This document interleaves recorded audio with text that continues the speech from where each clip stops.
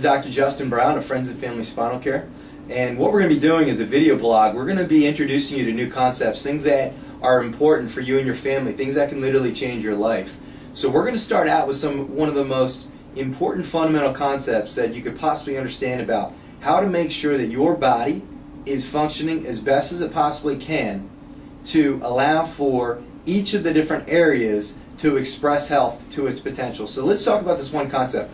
You've got 24 vertebrae in the spine, and you've got these different discs between each of these bones in your spine. So between these bones you've got this disc. Well, what can happen is that these bones move so that our spines can move and be agile, but the fact is that those bones can slip, and when those bones slip, they're going to start to compress on nerves.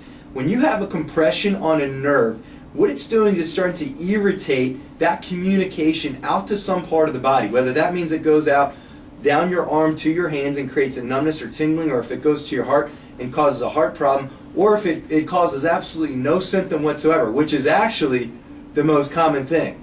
And so when those bones slip and they compress the nerves, we call that subluxation. Subluxation is known as a silent killer. And the reason why it's called a silent killer is because it's literally dampening the communication, that flow of life from the brain, down the spinal cord, out the spinal nerve, to some area of the body. Now, the tricky part about this is that most people don't even feel it. You don't even know that there's any type of an irritation. You don't know that there's a blockage in that intelligent design, that wisdom that flows through the nervous system to the different areas of the body. So people could have some type of a trauma during the birth process. I mean, the infants in the pulling and yanking process, the falls that children have when they're learning to walk or ride a bike, the amount of time that children now spend sitting, and then they go out and they play all these sports, and they've got the karate, and the children are doing all the dance, and we've got now the children that are training for these sports, and it just is an intense amount of activity and stress that they place on their bodies.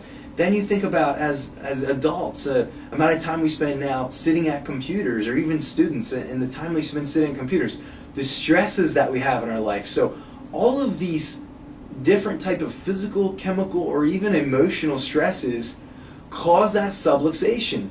And again, the symptom itself may not show up for years and years down the line, but in the meanwhile, the body is not receiving that potential. It's not receiving that life. So the subluxation is a silent killer. If you've never heard about this, or if you've never had your spine checked for subluxation, don't delay. This is the most important thing you could possibly do. Make sure you get your spine checked.